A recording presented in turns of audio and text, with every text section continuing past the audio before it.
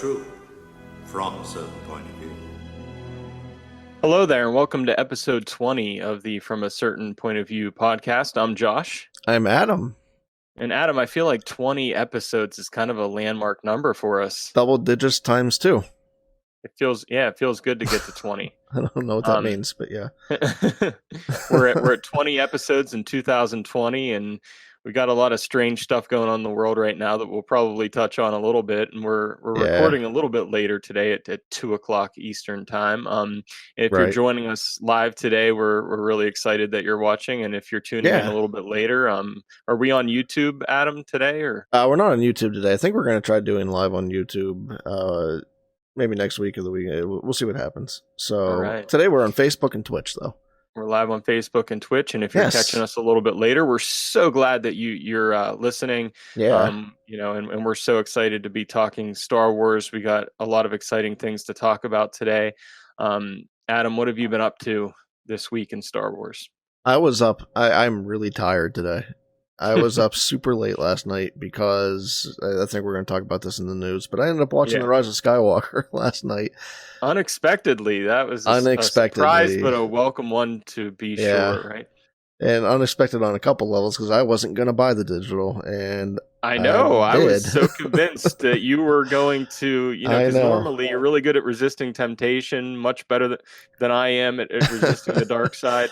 But you gave in this time. I was surprised by that. I caved in pretty hard last night. It was just one of those things where, like, this is really cool. They launched it early. Disney dropped it early. They actually did a couple things like that. We mentioned everything going on with the virus and all that stuff. With Frozen 2, Frozen 2 came to Disney Plus like 3 months early, which is crazy because it just came out like a month ago on digital and physical. So yeah, I mean, had I known that, I don't know if I would have bought the physical copy, but and I was, even before Disney Plus launched, I was wondering like if we'd be getting new titles on Disney Plus like quickly, or if it would. I don't think that this is the norm. This isn't a normal thing. Yeah. Obviously, it's due to the circumstance of the coronavirus and people, quarantining themselves or staying at home, and which is something like cool that they did. I thought that was pretty cool. And then with just the ability to watch the Rise of Skywalker like last night, I was kind of feeling like I really want to watch it right now. Yeah. And there you go. So I just jumped in. So I was up until about 3 last night watching Rise of Skywalker. Nice. So yeah, that's probably the main thing that I've done Star Wars related this week. What about you? What have you been up to? Well, I did my normal listening to TRB, the Resistance broadcast. It's one of my favorite podcasts. I always enjoy hearing what they have to say, and I think they did a very special, important podcast this week just on the impact of social media on Star Wars, and I think it's kind of a vital one to listen to for any Star Wars fan. Yeah. Highlighting not only the negative, but really highlighting the positive too of the Star Wars fandom. Right. So I checked that out. And then this morning I watched the Clone Wars, which we're going to talk about later in the episode. Yep. And episode 4 of season 7. And then I also read issue 4 of the Rise of Kylo Ren comic this morning as well. So that's pretty much what I've been up to in Star Wars. And we do, in relation to the Clone Wars, we have some poll results, actually. Okay, just jump right in. Twitter poll, yeah. So the poll question for this week was, what is your favorite Bad Batch character? And I was actually really surprised by the results here, Adam. I was expecting a landslide win by Wrecker. And here were our results. We had 33 votes, and Hunter came in at 21% of the vote. Wrecker was at 30% of the vote. Crosshair was 15%. And then our winner was actually Tech at 34%. So it was a pretty tight race, and Tech came out on top. What are your thoughts on these poll results? Yeah, I wasn't too surprised. Like, I know Wrecker has had some really great episodes, and this week was no exception to that. But Tech has a very dedicated fan base around him. Yeah, I've been seeing a lot of stuff around Tech lately those last few weeks. So yeah, Yeah, I can get that. I can dig that. Yeah, I can get behind it. And Sure. again, it was a pretty close vote there, but Tech pulled it out. So, and we wrapped up our Bad Batch arc this week and everything, and I really enjoyed those episodes. But yeah, what's coming up on today's show, Adam? Yeah, today's show we've got some news. We're going to cover a little bit of Mandalorian season 2 news. We've got some new information about a new season, a new run of Star Wars Galaxy of Adventures on YouTube. And like I said, we're going to talk a little bit about that Rise of Skywalker early drop. We're going to get into Clone Wars Episode 4, Unfinished Business. And then you mentioned that you read Rise of Kylo Ren number 4, so we are going to talk about that, but then we're also going to spin that off and do a segment that I'm really excited about, and we're going to talk about the psychology of Kylo Ren. Yeah, I'm really excited about that talk as well, and we'll get into a little bit of my background in psychology as well. And so I'm ready to get into it. Are you ready? Let's do it. Well, you want the bad news or the really bad news? All right, so our first news article this week comes from StarWarsNews.net. StarWarsNewsNet.com, actually. Close enough. Yeah. So the Mandalorian Season 2 wrapped filming. And I think this is really good news. As we've seen, Adam, recently, a lot of productions have shut down due to the coronavirus issue. And luckily, Mandalorian Season 2 was able to get its filming wrapped, and then I'm sure it'll go into post-production. And I'm sure there's a lot that'll be done in post-production, getting ready for that October release of The Mandalorian Season 2. Did you have any thoughts on this? Yeah, a question mainly. I remember that Gina Carano had said that she wrapped it. So did all of Season 2 wrap shooting, or was it just her role in Season 2? I think this is that Season 2 wrapped completely. Okay. It was a little ambiguous when they first reported, and I wasn't sure if they changed that. So I think Gina had wrapped, and then really shortly after that, the whole production had wrapped in terms of shooting. Right. And we know a lot of the shooting, probably took place in the volume or the stage. Is it stagecraft? Right. That they're using right now with this new technology that we talked about previously. And so, it'll go into post-production, but I'm pretty sure that filming wrapped entirely on Season 2. Okay, cool. Cool. That means they've got 7 months. Get that all together. So yeah, I'm excited to see if my math is right. Yes. October, right? October. October, yeah, October was announced as, I thought maybe it would come in November, like Season 1 did, but it's looking like October this time, so something to look forward to. Okay. For sure. Our next news article is about Star Wars Galaxy of Adventures, and this is geared towards the younger crowd. So Galaxy of Adventures can be found on the Star Wars Kids YouTube channel, and Season 1, I didn't realize it was broken into seasons, but Season 1 was really focused on the original trilogy and everything, and it uses animation to introduce kids to characters like Luke Skywalker and Darth Vader and the events of the original trilogy, and it's really like small, short videos, probably a minute to 2 minutes in length usually. But Season 2 is all about the sequel trilogy, and introducing us to characters like Rey and Kylo Ren and Finn and Poe and BB-8. And so last night, my 3-year-old daughter, and I sat down and we opened up YouTube, and together we watched the first 3 little video shorts of Season 2 of Galaxy of Adventures. So the first one introduced us to Rey on Jakku. And, when she ignited her lightsaber and everything, Sydney's sitting there, she's like, wow, and just her reaction to it was just this awesomeness. And then another one introduced Kylo Ren and just comparing him to following in Darth Vader's footsteps. And then the other one was just about the team up kind of Rey and Poe and Finn and BB-8 and Chewie and just showing and it kind of looked like stuff from the Rise of Skywalker, but kind of filling in certain gaps. It was on, they had like a mission on a snow planet or something like that where they were all working together. So Okay. it was just pretty neat. And I don't know if you've checked it out or not. I haven't. But I'm looking at this art on Star Wars Newsnet, and it shows Rey and Kylo Ren.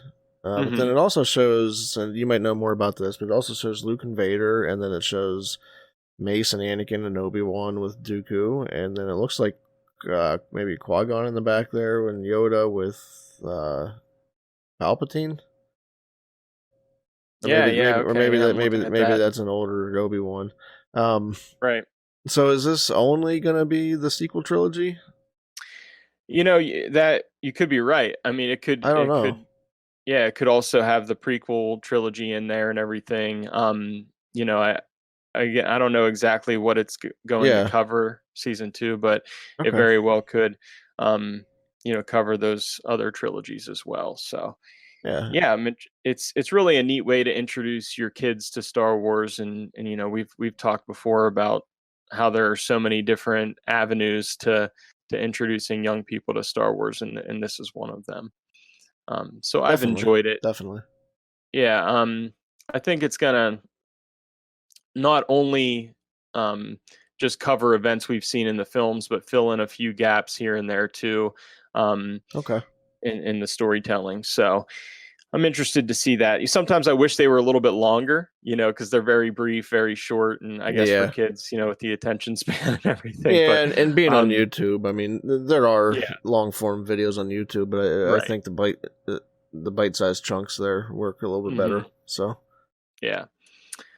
so that's something to look at if you have younger kids at home and you want to introduce them to Star Wars, and that's something that Adam and I, as both being fathers, parents, wanting to get this out there and on our podcast about how to introduce Star Wars to kids. So, and we have one final piece of news for this week, and that is, the news that Adam, you already mentioned earlier, that the Rise of Skywalker dropped on digital 4 days early, actually. It was supposed to drop Tuesday on March 17th, but it actually came yesterday on Friday, the March 13th.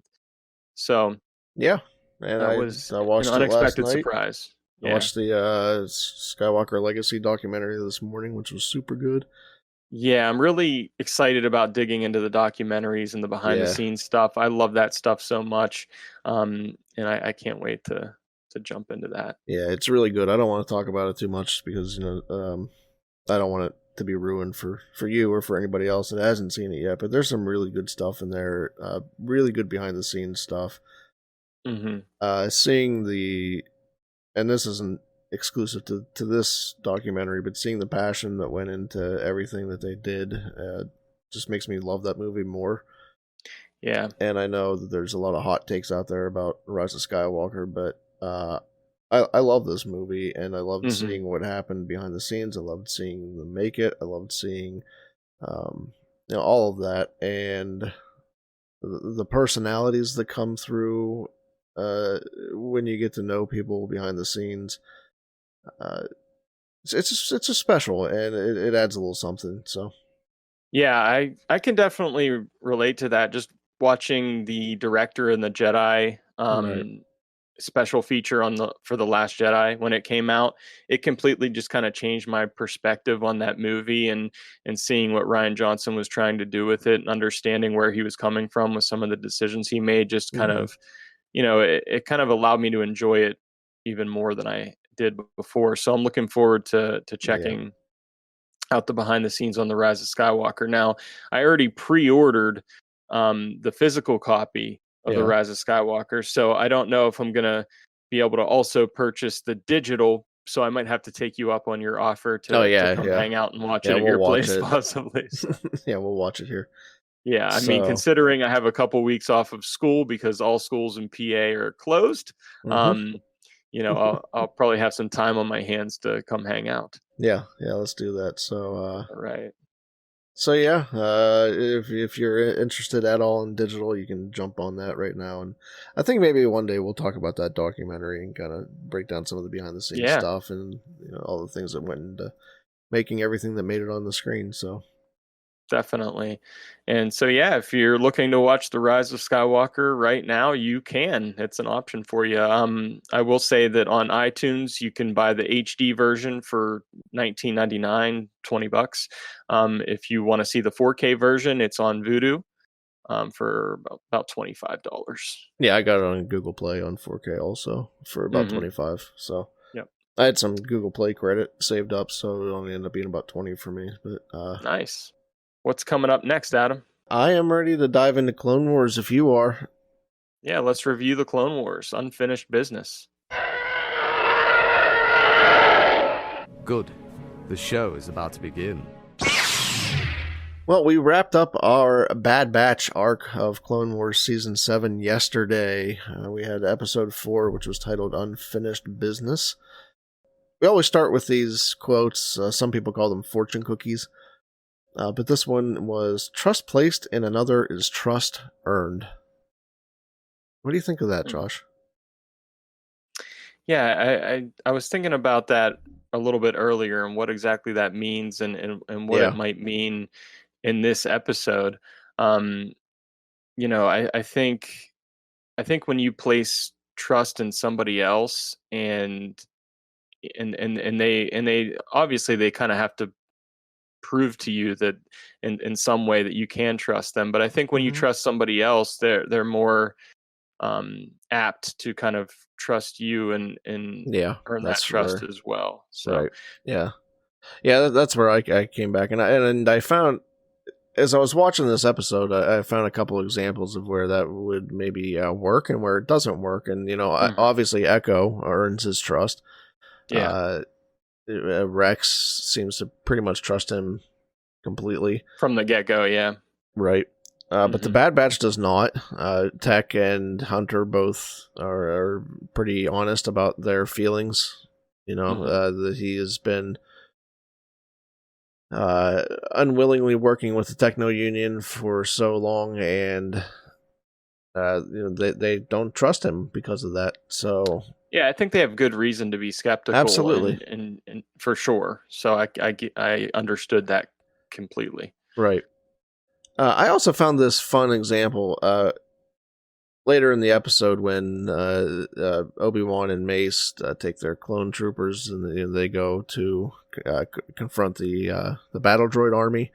They drop in from that rooftop, that glass rooftop shatter. That's a really cool entrance, by the way. That was such a cool entrance. I love that. But Mace makes this weird speech.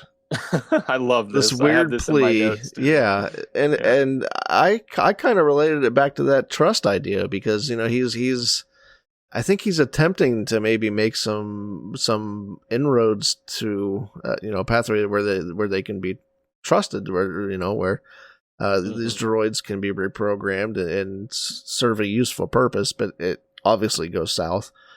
Right. So I just highlighted those two instances of where trust in this episode works, and then where trust in this episode does not work. Right. So you kind of get a little bit of a juxtaposition there. Yeah, I loved that scene in particular. I loved how Mace just kind of runs down how many droids he's dispatched at this point in the war, and he's like, basically. This is going to go one of two ways, and if you guys could be used for a better purpose, and because otherwise you guys are going down basically, and and they just, as droids do, they kind of follow the orders they've been given and choose to fire on the Jedi. So Obi-Wan's reactions through that scene were pretty priceless too. It was worth a try. It was worth a try, but then even right after Mace starts that speech, you see Obi look over with this look in his eyes, like, "What are you doing?" It was obviously ad-libbed by Mace a little bit there. Right. So another theme that I touched on here, and this is nowhere near the first time this has happened in Clone Wars, but Anakin had some pretty interesting scenes there, especially with Admiral Trench, where we're kind of getting some glimpses at his rising darkness is what I kind of coined that I guess in my notes anyway. Yes, I love these moments when we get to see how Anakin is going on that dark path. I mean, you know, in Attack of the Clones, we see it when he cuts down all the Tusken Raiders and says to Padme, "I killed them all, not just the men, but the women and the children too." And that moment reminded me of that moment, and not on a as big of a scale, I guess, but in a way, his rising darkness, as you said. So I like those scenes. I mean, I don't like them. I don't like that Anakin's doing that. I know what you mean, but it's very well done. It gets you, right. Yeah, we could do another of these. We're going to do a psychology episode next time, and we could do an Anakin psychology episode for sure one day. Certainly could, yeah. Because these scenes really going to get you in his head and see where let you see where he's at, and he's not so far removed from some dark side tendencies, even at this point. So, right. But he needs to get some information out of Trench in order to stop a bomb that has been placed on the ship, and he really has no qualms about almost torturing Trench to get that information out. Yeah. I mean, he really, he cuts off some of those appendages there, and he says he has no qualms about even killing him. So interesting stuff there for Anakin, which he eventually does. And I am not gonna miss Admiral Trench. No, I can't. That's one of the characters that I can't. I think it's the clicking in between sentences that just drives me up a wall. That I'm not a huge fan either. Hate it. So, but hey, I never get to see Admiral Trench again, so that was a good part of this episode. Right. So, Echo does prove himself in a couple big ways. He takes one for the team. He not only gets them where they need to be, he actually kind of, I don't want to say goes off on his own, but he kind of does his own thing and brings in more droids to face off against Mace and Obi-Wan in that big hangar or warehouse or whatever that was. Which isn't met with enthusiasm, because they've already got their hands full, as Mace says, and Anakin says, "You're gonna have to trust me here." Trust. So that theme of trust plays itself out again. I loved seeing Echo's plan kind of play out in this episode. Yeah. In the way it all kind of unraveled, I enjoyed seeing that. Right. But then that trust thing also comes back into play during that plan, because Echo is tapping into the computer with his robot arm, kind of his R2-D2 arm, and Tech cuts him off at one point and says, "You can't do that yet. We have to kind of fix the signal so it doesn't look like it's coming from right here, so that they know where we're at." So they question Echo. How do we know that you're going to do what you say you're going to do? And I think Echo kind of has to trust also that Tech's doing what he says he's doing, because he knows at that point, Echo knows at that point that Tech doesn't trust him really much at all. So you see Echo kind of pause a little bit before he says, "Okay, go ahead and mess with the signal." So some trust themes there again. The trust, I think, was a huge part of this episode. Yeah, and I think there were times during the episode where I even questioned which side is Echo on. I didn't know if I could trust Echo as a viewer, right. and didn't know how it was going to end up. Right. So, right. Yeah. So, Wrecker had another great episode. His personality is shown through, I think, the most of the Bad Batch. Yeah, I think that's why personally in that poll picked him as my favorite member of the Bad Batch, just because like his personality does stand out quite a lot. And he cracks me up. He makes me laugh as well. So yeah, and he did that again this week. The stealth topic came back up, and how much he hates the word stealth. He just wants to go in. But he had some pretty cool payoffs this week. Where he got to showcase why he's called Wrecker. Yep. He's not elegant about what he does. He just goes straight at it and just brute force. Just plows through everything.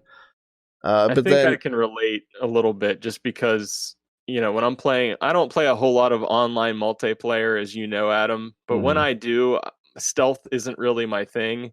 I pretty much just try to get into the thick of things and see if I survive, and usually I don't. But that's probably a strategy I could learn better is stealth. But I can kind of relate to Wrecker and his style. Yeah, but his biggest payoff this week was he got to blow something up. Because that's what he wanted the whole time, and he was so happy. He finally got it, and it's like the happiest day of his life. Yeah, and I love that Anakin finds that detonator and says, Wrecker's gonna love this. He's gonna love this, yeah.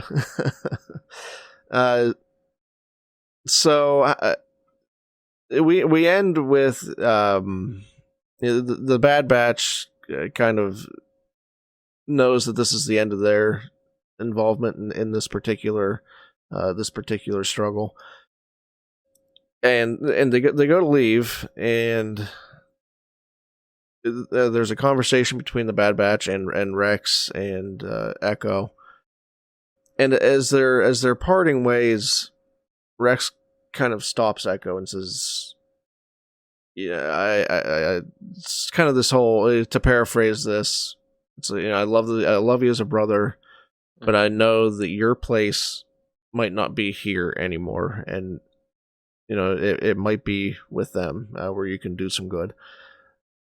And so that happens. Echo becomes a fifth member of the Bad Batch, and we end with a nice little salute to each other. What do you think about how that all wrapped up? Yeah, I like how it ended. And I like that, Rex, correct? Yeah, Rex was willing to let Echo go even though they were like close friends and everything, that he was able to let him go and trusted him to make the right decision for his own path. And just getting to see the different Bad Batch characters and their strengths on display throughout this arc, and thinking about what role Echo could play and what his strength is. And as you mentioned, he's kind of like, he has that droid arm where he can like plug into things sort of like a droid can, and I think that'll make the Bad Batch even a little bit more dynamic, and have yet another strength to add to their arsenal. So I liked how that ended up. Yeah, I think so. Two things. I think that him and Tech could be a pretty valuable 1-2 punch. For sure. But then I think that was really the only place that he could end up at the end of this. He's been through a lot, and he's changed as a character, and I don't think that he does necessarily fit in with the regs anymore. And I was just gonna say that you took the words right out of my mouth, that he's not a reg anymore. He's been changed by what's happened to him. Yeah, and I wasn't expecting that. I don't know why, but I wasn't quite expecting him to become a member of, was it Clone Force 99, I think. Yeah, I didn't see that coming either, so that was a nice surprise as well. What were your overall thoughts on this episode, Adam? I enjoyed it. I don't think I had a down moment so much in this episode. I think that it was very... there were even some pretty cool moments where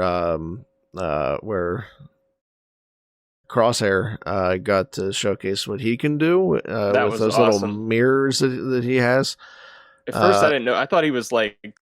I thought they were going to be like charges and they were going to blow up or something like that. I didn't realize what exactly he was doing. But when they showed what he was doing, that was really cool. Yeah. That was pretty awesome. but I don't think I really had like a moment. Like even last week, I mentioned where some of the biggest, some of the bigger battle scenes, I was maybe tuning out a little bit, and I don't think I had that this week. It was a pretty great episode. Yeah, I completely agree. For me, this was like a perfect type of episode for me. It's definitely my favorite of the season so far. It's actually one of my favorite Clone Wars episodes that I've seen, in my opinion. I mean, I think it felt so much like Star Wars this episode, with the simultaneous like ground battle and space mission, and it kind of reminded me of that moment in Return of the Jedi when they're I forget which, they're on that shuttle and they're trying to gain access to Endor's moon, and they have to put in their code or whatever. It kind of reminded me of that when they, in this episode, when they were trying to get onto the dreadnought in the enemy ship and everything. Right. So it really had the feeling of Star Wars for me, and I really loved all of it. So yeah, awesome. It's my favorite so far this season. Nice. So we're going to continue our reviews here, but we're going to shift gears a little bit, and we're going to come back and talk the Rise of Kylo Ren number 4, and digging into Kylo Ren's head a little bit. I'll show you the dark side.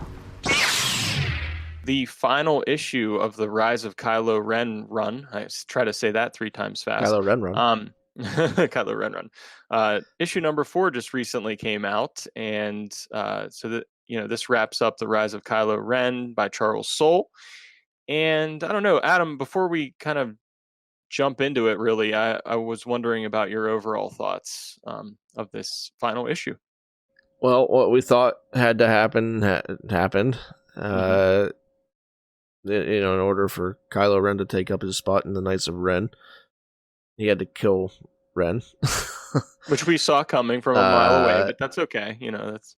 Yeah. So there wasn't a lot of surprises in this, I don't think. Right. Which I'm okay with. Mm-hmm. I don't know that it was my favorite comic series that I've ever read. Right. And I don't know that there was anything there that was like, I think back to that first issue and how I was surprised that he didn't start the fire, or he didn't mean to destroy the temple, that type of stuff. So we'd always assumed that he did. And I think about Snoke being in the garden, and aside from I don't know that there were any huge surprises for this. Yeah, I don't think there was anything earth-shattering. No. I think there are a lot of interesting tidbits and connections that I kind of pulled out of it. Going back, go ahead. I was just going to say, my favorite part of this last issue, though, was the scene where he bleeds the Kyber crystal. Yeah, that was pretty amazing. Because we've heard about that before, and getting to see it in art form, that for me was easily the highlight of this issue. That was a standout moment for sure. Going back to your comment about it not being Ben that burned the temple down, I don't know if do you feel like we directly got an answer about who did that? Because I keep leaning towards the Emperor. I don't think so. Being the one who did it because of the lightning and everything. But okay. Yeah, I don't think we ever got that answer. I mean, we got these illusions that the Knights of Ren like to, just want to burn something. So I don't know if maybe they were there in the background somehow. Yeah, if that was something that Snoke orchestrated, maybe. I mean, when you talk about Snoke orchestrating this stuff, you're also talking about the Emperor orchestrating it in some manner. He's every voice in his head, and he creates Snoke and all that stuff. So I don't think your assumption about the Emperor is really too far off there. Right. So diving in, there were a few tidbits I pulled out of this issue that I wanted us to kind of look at. The first thing that I found interesting was the opening panel of the comic. It's on Mimban or however you might say it. Now, I believe that's the planet that was featured in Solo as well, actually. I could do some emergency Googling right now. Yeah, if you can fact check that for me, Adam, I'd appreciate it. But I'm pretty sure that was the planet where Han meets Beckett and his crew. I think there's that kind of battle going on Mimban. And, again, I don't know how to say it exactly. But I thought that was pretty, just kind of an interesting canon connection. You are right. Solo, a Star there. Wars story, first appearance of the planet Mimban. There you go. Mimban. Thank you, Wikipedia. Yes, and thank you, Adam, for looking into that. And then another interesting thing was we get a shot or a look at the Knights of Ren ship from the Rise of Skywalker. It looks like the same ship that we saw in the Rise of Skywalker. I'd have to check the visual dictionary on the name of that ship. Okay. But yeah, I thought that was pretty cool too. Just getting a look at that. And Rural Farm Boy in our chat says yes, Mimban is the pronunciation of that. Thank you. Yeah. So we get to see the night ship, and then another thing I found really interesting about this issue was that we see Ben's first use of the mind trick, the mind ability that he has to kind of take information from people. We see him do this to Poe in The Force Awakens, right? And him attempt to do it with Rey. She resists it. And he describes it as a variation of the Jedi mind trick, which I kind of I thought that was interesting. Right. So I thought that was interesting. Yeah, kind of flipping that Jedi mind trick on its head. Yeah, kind of the dark side use of the Jedi mind trick in a way. Sure. Yeah. And we see throughout this issue that Ben is still very hesitant to kill. He doesn't want the Knights of Ren to kill the people, the species that lives on Mimban, and he wants to try to get the information and extract it in a different way, like when he uses the dark side mind trick, I guess. And then we have his past show up. He describes them as the past, being Ty and Vo. Who are the Jedi that have been tracking him down and trying to turn him. I don't know if turn him is the right term, but try to guide him back to the light, basically, or end him. Yes, or end him if it has to come to that. Mm. And then we get this pretty cool lightsaber battle that happens. Yeah. So we have almost Mustafarian, and where a couple of those panels, it's not a lava planet, but it is a couple of those panels are all red, kind of with these mountain sides and things. So, yeah. And you know what? That bridge reminded me of the bridge of Khazad-dûm from Lord of the Rings, actually, when they were in the Mines of Moria. Yeah. Like that, it kind of looked like that, which was pretty cool. Of course, it didn't have it. There were no rails on the bridge because there's never any handrails on these bridges in Star Wars. No. But I thought it was pretty cool how they intercut the lightsaber battle between Vo against Ren and then Ben against Ty. I thought that was cool how that was kind of intercut. And basically it ends up that Ben feels like he has no choice, that his name and legacy and the expectations of him are have already been chosen for him, basically, and he kind of feels like he has no choice in the matter, that his destiny is the dark side, because of who Darth Vader was. So he ends up killing Ty and then taking on Ren. And then I thought it was really interesting how at one point we see the Emperor's voice is in his head right now. Yeah. I wasn't expecting to see the Emperor. Right. So I guess I'm eating my words a little bit that legacy with not many surprises, but yeah. Right. So that was pretty cool. And then finally, we see that he takes out Ren and becomes the master of the Knights of Ren, as Snoke describes him in The Force Awakens. And then we ultimately get to that moment, which was your standout and one of my favorites too, where he takes the blue crystal out of his lightsaber and he bleeds it red. But I thought it was pretty cool that I feel like his lightsaber, like when he puts it in there, it like takes on this darker color, and it like kind of turns the handle sort of black, maybe. Yeah.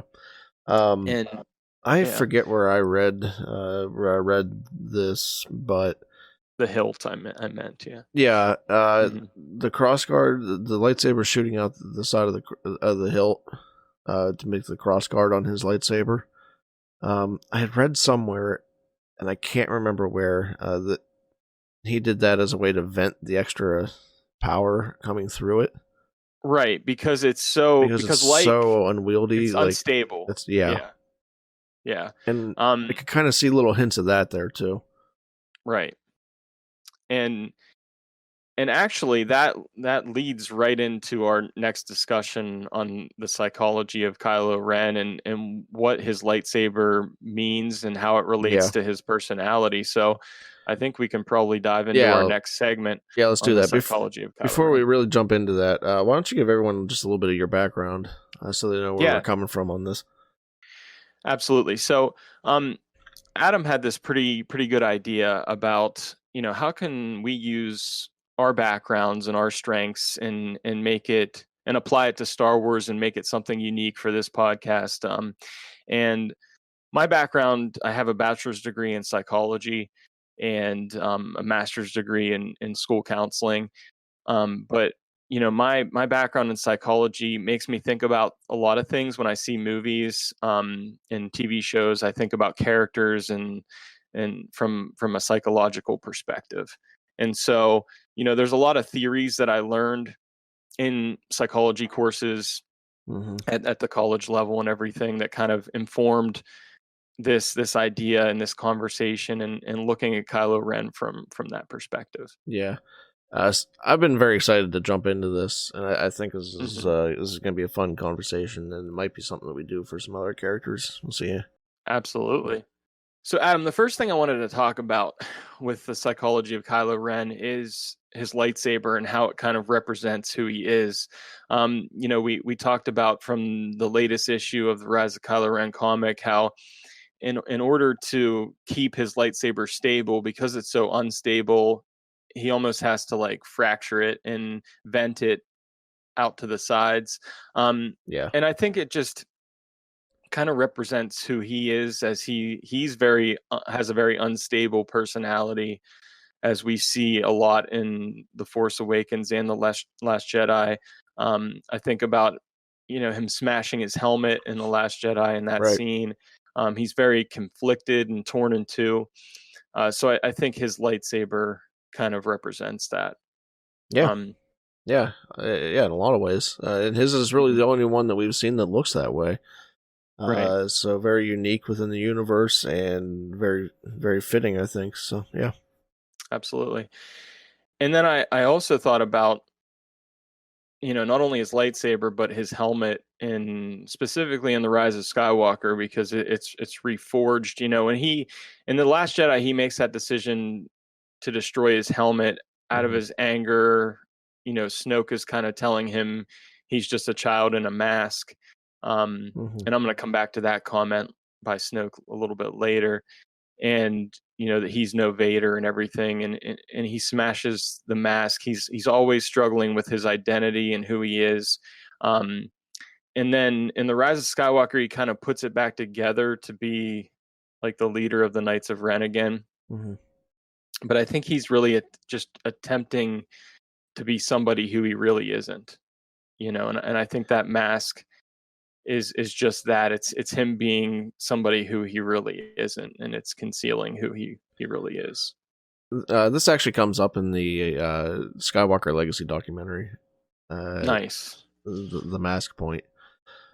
And I don't want to spoil it. I really am trying not to talk about that documentary right now, just because it's so new. Right. But they do mention about how the mask only actually becomes a way for him to mask his insecurities. For him to put that layer between everybody, between him and everybody else. So, right. And there's two major kind of, I guess, one major theory and then one other like kind of psychological concept that I wanted to break down when it comes to Ben Solo and Kylo Ren. And the first is actually Eric Erickson's theory of personality development, of psychosocial development. I don't know if this is a theory that you remember learning about in school or not, Adam, or if anybody might be familiar with out there. Remember parts of it. Yeah. So teach us, Josh. I will teach you. I'll educate you a little bit on Eric Erickson. Yeah. His theory is that there are several different stages that we go through during our lifetime. And if we progress through these stages successfully and in the right way, then you become kind of a healthy, well-adjusted individual. But if you don't pass through these stages correctly, you might not be a well-adjusted person. And I think Kylo Ren isn't a very well-adjusted person from the evidence in the films. So there's 3 major stages that I wanted to look at. There are more stages than this in the actual theory, but there's 3 specific to Ben Solo that I wanted to look at. The first is trust versus mistrust. So basically the idea behind this stage is that, when in the beginning of your life, if you're cared for, if your needs are provided, then you will develop a sense of trust with whoever your caretaker is. Okay. But if those needs aren't provided for, then you'll develop a sense of mistrust. But I don't really want to look at Ben Solo from birth to age 2 because we don't know a whole lot about that time period. So I'd like to apply this theory to just any point in his life, basically.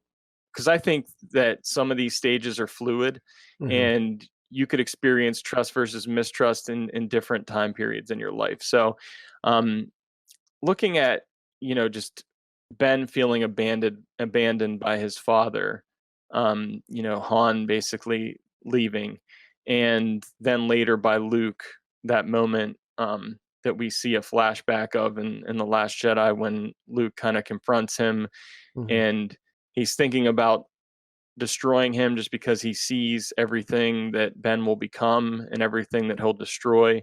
And just having that moment of not being able to trust his father or his master who became a father-like figure to him.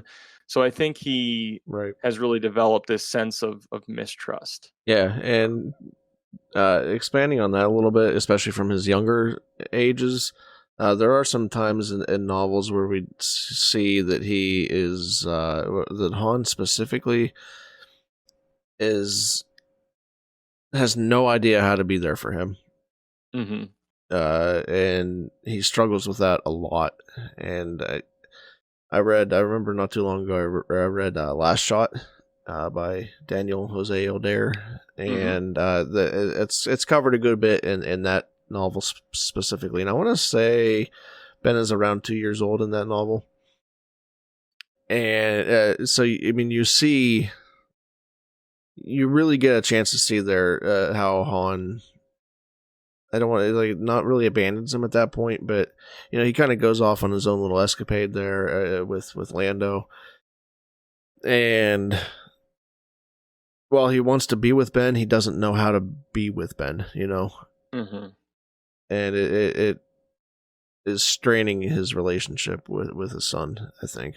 But then you also have Leia, who, in that novel in particular, is portrayed as someone who loves her son very much, and she is there with him, but she also is pretty heavily involved with the New Republic at that point, so she's not going to be there very much, as much as she might want to be. So I think this is the first stage that we can see that kind of had an effect on him, and moving on to the next stage I wanted to look at is autonomy versus shame and doubt. Okay.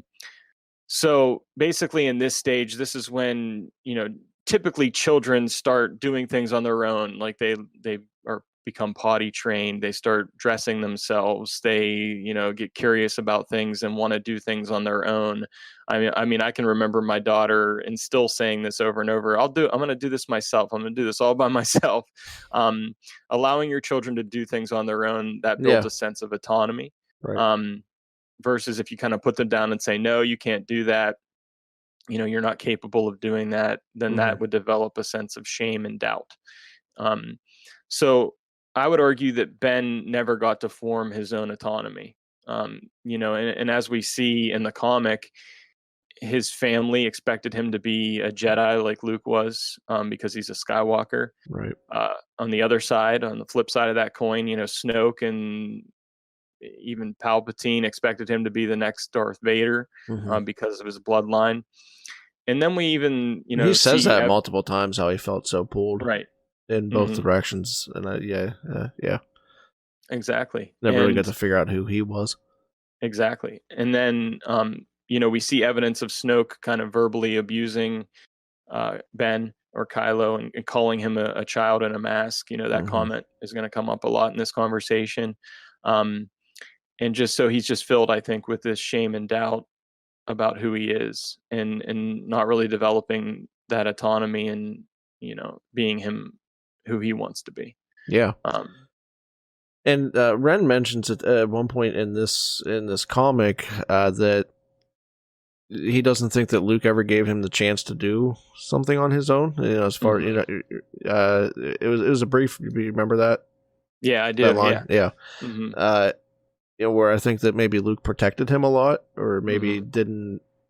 I don't know if he didn't trust him fully, but maybe he didn't allow him to do anything major. Where there was never, and even if it wasn't a trust issue, it could easily come off as a trust issue. Definitely. So from a certain point of view, it could from a certain point of view. So I think we're seeing a lot of this kind of play out in Ben Solo and Kylo Ren, and why we see the character that we do. And then the final stage I wanted to look at in this theory is identity versus role confusion. Okay. And so, this stage usually takes place between like the teenage years and early adulthood, where you form your identity and you get a strong sense of who you are. And if you don't develop that, then you're confused about your role. And I think Ben, again, never really built his own identity. Right. He felt that his identity was chosen for him. He's confused about his role and torn between the light side and the dark side constantly. Yeah. In these films. So I think he's definitely experiencing role confusion. Yeah, for sure. And the one thing I just thought about now is, I remember up through even up until the Rise of Skywalker, Kylo wasn't even really a Sith. He was He was something else.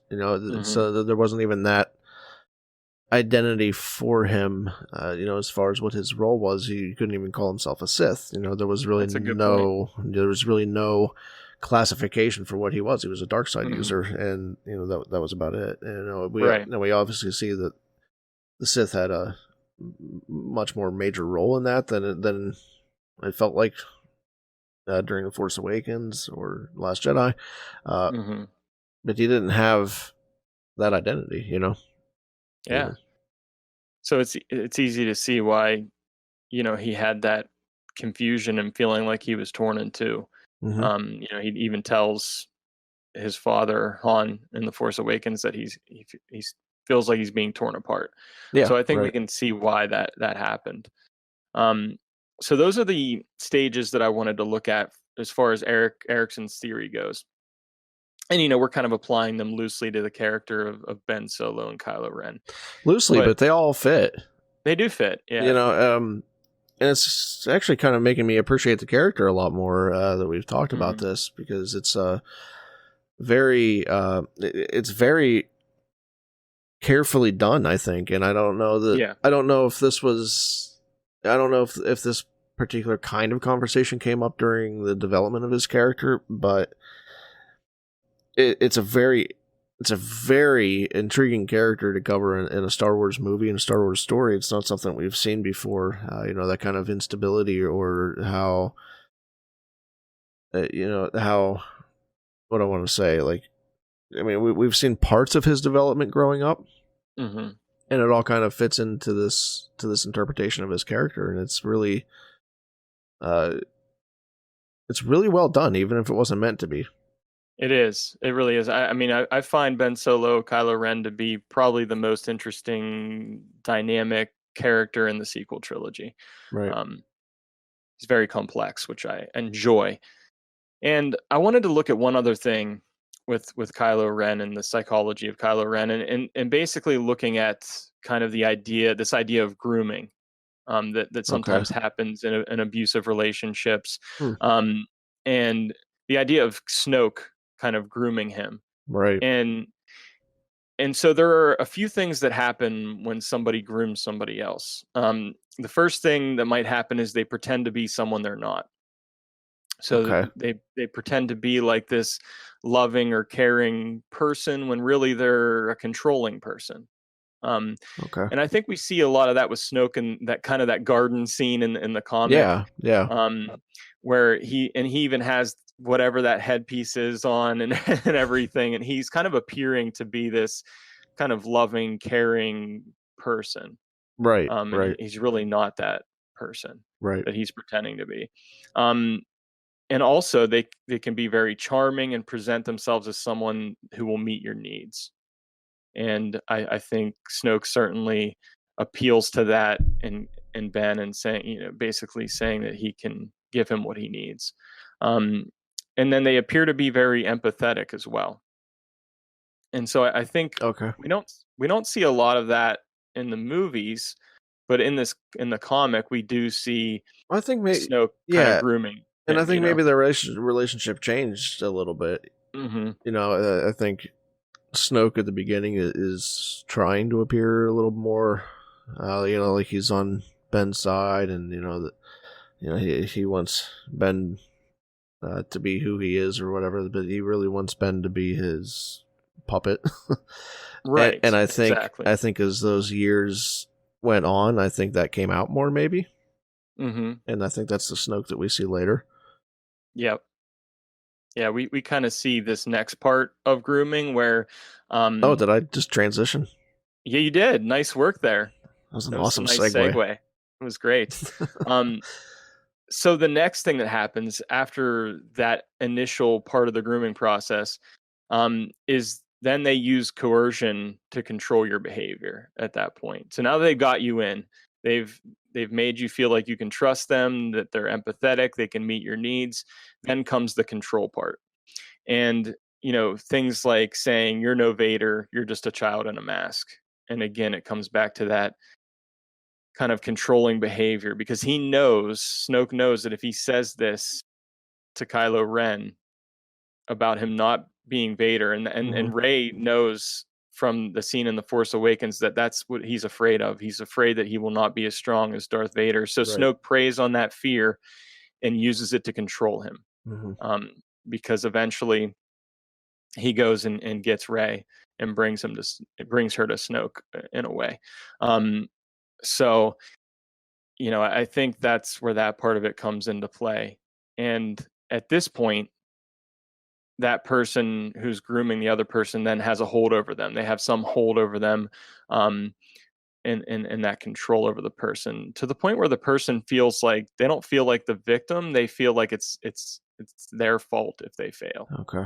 Um, I want to bring up Palpatine here too, hmm because not just Snoke, even maybe more than Snoke, because Palpatine manipulated him to the point where he was using voices inside Ben's own head to get what he wanted out of Ben. Yeah, that's very true. Because he was really the voice and the control and the manipulation behind all of it. Yeah. Hmm. And the final thing I wanted to say is, Snoke has this hold against him, and in The Last Jedi, we see him say to Kylo Ren, he calls him Son of Darkness, heir apparent to Lord Vader. Mm-hmm. I see your every intent. I see what you're going to do. You're going to ignite the lightsaber and kill your true enemy. So Snoke thinks he has him right where he wants him, but at that point, Ben or Kylo Ren makes the decision that he's not going to allow Snoke to have that hold over him anymore. And that's the beginning of Ben taking control back and making his own choice about what he's going to do. And that's, I think, the beginning of his kind of redemption in my mind. Okay, I can see that. Yeah. So I want to take this all the way to the end, and Ben's redemption. How do you see that fits into this conversation? Do you think that he's finally breaking some of those bonds? Do you think that there's something to be said at a deeper level there for what he's finally doing it? I mean, he actually kind of goes back to at the beginning of Rise of Skywalker. He kind of falls back into that master-apprentice relationship, even though it seems like maybe he has machinations to do something else. Mm-hmm. I think he has his own plans in mind. I don't think in my opinion, I don't think at any point in the Rise of Skywalker does Palpatine really have control over him. I think once he makes that decision to defy Snoke and take him out, he's in charge now. And at first he wants to use his newfound power to, with the dark side, basically. Mm-hmm. But I think he starts making these decisions and starts making these choices. But then what happens is he builds this trusting relationship with Rey. And I think, he gains this trust in Rey, and having this trust in Rey where he didn't have this trust in anybody else. And right. I think it's Rey who really starts to change him, and change him to the point where he is redeemed. Like, I think she's the first driving force in that. And I think once he starts making these choices of his own, he starts to form his own identity finally, and who he wants to be. And in the Rise of Skywalker, when Rey kind of stabs him with the lightsaber, I think she says something to the effect of, it was Ben that I wanted to join. I did want to join you. I wanted to take Ben's hand. I wanted to take Ben's hand. Right. And I think Ben starts to realize that that's his identity. Okay. That he is Ben Solo. And that's who he needs to be. And I think it ultimately, and then you get that final tipping point where Leia reaches out to him, and then he sees his father and realizes that his father does love him. Mm-hmm. In that great moment where he doesn't even have to say it to him. Ben doesn't even have to tell Han that he loves him, because in that great line from The Empire Strikes Back, he brings it back and he says, "I know." Mm-hmm. And I think all those things lead to his redemption and him forming his own identity and making his own choices, and who he really is, and what his choice really is to be a good person in the end. So that's kind of how I see that progression. Nice. I love that conversation. I got to be honest. Me too. I mean, I'm a little biased because I'm into this stuff. But, I know. But yeah, I really enjoyed it as well. But I mean, a deep dive into the mind of Ben Solo.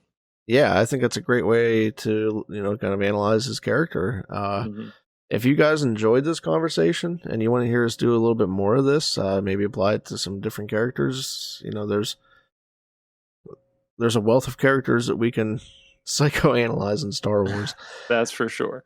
So if you enjoyed this conversation, let us know. And if you want us to do some more of these, if you even have a character you'd maybe like to hear us talk about, send it to us. Yeah, I enjoyed this. Thank you, Josh. I'm just glad you're here. At the end. Thank you for everyone for tuning in to episode 20. We had a blast talking all kinds of Star Wars stuff this week. Make sure if you're listening, either live or just checking us out somewhere else on YouTube or whatever, make sure you subscribe to the podcast.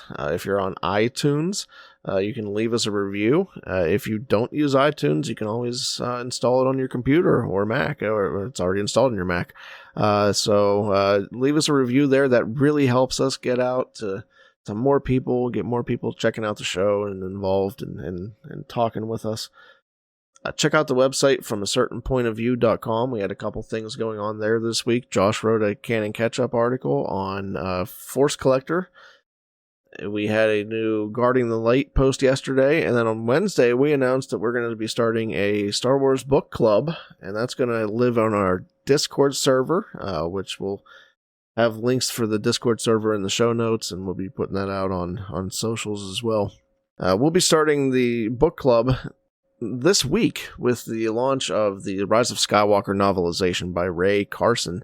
So if you want to hang out with us and read along with us and chat with us and tell us what you think and get your opinions heard on this novel in a respectful way and a positive, you don't have to love everything, but if you want to be in on that conversation, join our Discord server. We have a channel set up just for that. So that's going to be starting this week, and we'll be talking about that more on socials in the coming days as well.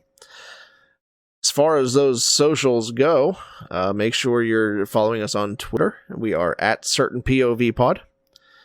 Facebook is From a Certain Point of View.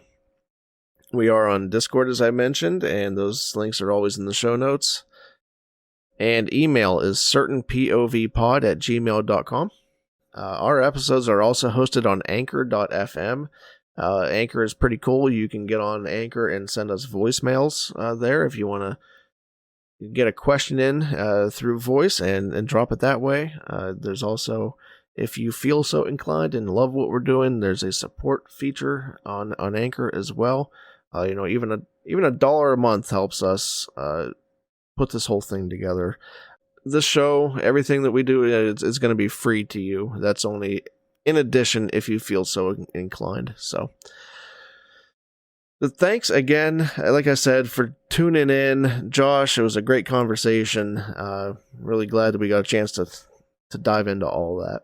Yeah, same here, Adam. Thanks for winding the show down for us, and I can't wait to start with the book club. Immediately after this, I'm going to pre-order the novelization for my Kindle, and I'm looking forward to diving into that with everybody out there. And again, we'd love to hear from you guys. Send in your questions or your topic ideas for us to talk about. Also, I'd like to just mention the fact that Adam has been working really hard on developing a new logo for our site and our everything that we might be using in the future. Yeah. So look out for that. And getting our faces off of everything. Yes, we're trying to remove our ugly mugs from our logo and put in something better. Yeah. And of course, it will connect to our message, which is that remember everything we said today was true. From a certain point of view.